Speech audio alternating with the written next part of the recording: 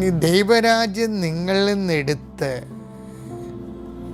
ഫലം തരുന്ന ജനതകൾക്ക് നൽകപ്പെടും. അങ്ങനെ ഒരു ഭയങ്കര ഒരു വാക്കുണ്ട് ബൈബിളിൽ. മത്തായി ശ്ലീഹായുടെ സുവിശേഷം 21:43 വായിച്ചേ. അതുകൊണ്ട് ഞാൻ നിങ്ങളോട് പറയുന്നു, ദൈവരാജ്യം നിങ്ങളിൽ നിന്ന് എടുത്ത് ഫലം പുറപ്പെടുവിക്കുന്ന ജനതയ്ക്ക് നൽകപ്പെടും. എന്താണ് അത്? ഭക്ഷണവും പാനീയവുമല്ല, നീതിയും സമാധാനവും പരിശുദ്ധാത്മാവിന്റെ സന്തോഷവുമാണെന്ന് നമ്മൾ 14-17 വായിക്കുന്നില്ല റോമ. അതാണ് ദൈവരാജ്യം. ആ ദൈവരാജ്യം, ആ സന്തോഷം നിങ്ങളിൽ നിന്ന് എടുക്കുമെന്ന്.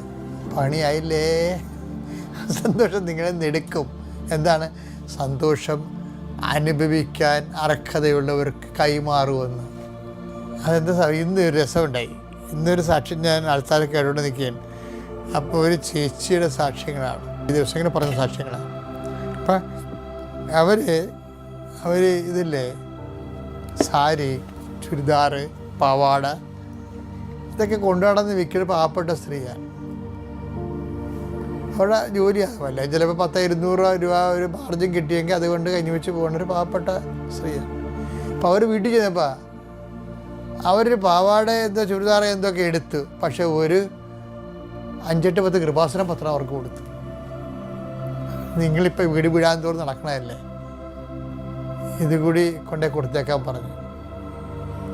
അവരാ കൃപാസനം പത്രം സന്തോഷത്തോടെ സ്വീകരിച്ച് ഒരു വീട്ടിൽ ചെന്ന് ഓരോ വീട്ടിൽ കൊടുക്കുക.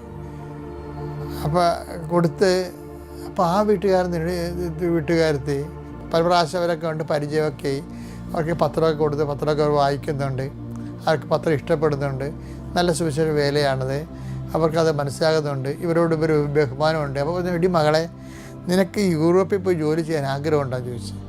ഉടനെ പറഞ്ഞ് ഞാനിവിടെ പോകാം, ഞങ്ങൾ സ്വപ്നം പോലും കണ്ടിട്ടില്ലെന്ന് പറയും. കാര്യം ഈ പാവപ്പെട്ടോണ്ട് ഇത് വെച്ചാണല്ലോ ജീവിക്കണത്. നിനക്ക് മനസ്സുണ്ട് പറയാം. അപ്പോൾ ഉടനെ ഭർത്താവ് ചോദിക്കും, ഇങ്ങനെ ചോദിക്കണില്ല, പോകാൻ പറ്റുമോ എന്ന് ചോദിക്കും. നീ പോ, ചിലപ്പോൾ മാതാവ് നമുക്ക് തന്നതായിരിക്കും എന്ന് പറയും. അപ്പോൾ അവരുടെ മക്കൾ, ഈ ഇവരുടെ മക്കൾ അവിടെ യൂറോപ്പിൽ താമസിക്കുക. അപ്പോൾ അതിൻ്റെ ഒരു കുഞ്ഞ് ജനിക്കണുണ്ട്, അതിൻ്റെ എടുക്കണം, അതിൻ്റെ ഒരു പരിചരണം നടത്തണം, അത്രയേ ഉള്ളൂ. നല്ല കാശ് കിട്ടും. ഇപ്പോൾ 10-60,000 രൂപ, ഒരു 40,000 രൂപ മാസം കൊടുക്കും. അപ്പോൾ അത് ഇവരെ എല്ലാ ചിലവും കഴിഞ്ഞാലേ കൊടുക്കട്ടെ. അപ്പോൾ അവരുടെ ഈ ചുരിദാർ വിട്ട് അത്രയും കാശ് കിട്ടത്തില്ല. പക്ഷെ അവർ സാക്ഷ്യം പറഞ്ഞിട്ട് പോയെന്ന് അറിയുമോ? അവരങ്ങനെ പോയിട്ട് ഇപ്പോൾ ഒരു 3 വർഷത്തേക്ക് അതിനേക്കാൾ ശമ്പളത്തിൽ യൂറോപ്പിൽ ആ വീട്ടിൽ തന്നെ ജോലി അവർക്ക് കിട്ടി. 3 വർഷം. അപ്പോൾ എത്രയോ 10-15 ലക്ഷം രൂപയുടെ.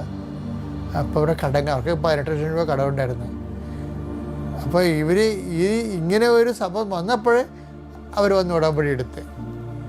കാര്യം ഇങ്ങനെ ഒരു ഓഫർ വന്നപ്പോൾ അവർക്ക് കൃപാസന താൻ ഉടമ്പടി എടുക്കാതെ തന്നെ കൊടുക്കണ പത്രത്തിൽ നിന്ന് പോലും ഇത്രയും അനുഗ്രഹമാണ് കിട്ടണമെന്നുണ്ടെങ്കിൽ ദൈവത്തിന് വേണ്ടി വേല ചെയ്ത ദൈവം നമ്മുടെ കാക്കുമല്ല. ഞാൻ നിങ്ങളോട് ചെന്നില്ലാത്തതിന് ഇപ്പോൾ പറയാൻ കാര്യം അറിയാമോ? ഞാനിപ്പോൾ ഓർക്കണത് ആ പത്രം ഇവർക്ക് കൊടുത്തില്ലേ, ഉടമ്പടി എടുത്തിട്ട് പോയ കക്ഷി കൊടുത്തതാണേ. അവർക്ക് ആ പത്രം മറ്റ് വീടുകളിൽ കൊണ്ടേ കൊടുക്കണത് അവർക്കതിന് സമയമില്ല, അല്ലെങ്കിൽ അവർക്കതിന് നാണക്കേട്. അപ്പോൾ എന്ത് പറ്റും? അവർക്ക് കിട്ടാനുള്ള അനുഗ്രഹമാണ് ഇപ്പോൾ ഇവർക്ക് കിട്ടിയിരിക്കുന്നത്. അതാണ് കർത്താവ് പറഞ്ഞത്, ദൈവരാജ്യം നിങ്ങളിൽ നിന്ന് എടുത്ത് ഫലം തരുന്ന ജനങ്ങൾക്ക് നൽകപ്പെടും. അങ്ങ് അബദ്ധം സംഭവിക്കുന്നത് കേട്ടാ. നിങ്ങളും ദൈവരാജ്യം പോകാതിരിക്കാൻ വേണ്ടി സൂക്ഷിക്കുക. Praise the lord. അത്യപൂർവ ദൈവാനുഭവങ്ങൾ ഇനി നിങ്ങൾക്കും സ്വന്തം. ഈ യൂട്യൂബ് ചാനൽ ഇതുവരെ സബ്സ്ക്രൈബ് ചെയ്തിട്ടില്ലെങ്കിൽ ഇപ്പോൾ തന്നെ സബ്സ്ക്രൈബ് ചെയ്യുക. ഈ വീഡിയോ ഇപ്പോൾ തന്നെ നിങ്ങളുടെ സുഹൃത്തുക്കൾക്ക് ഷെയർ ചെയ്തുകൊണ്ട് കർത്താവിൻ്റെ പ്രേക്ഷിതരാകുക.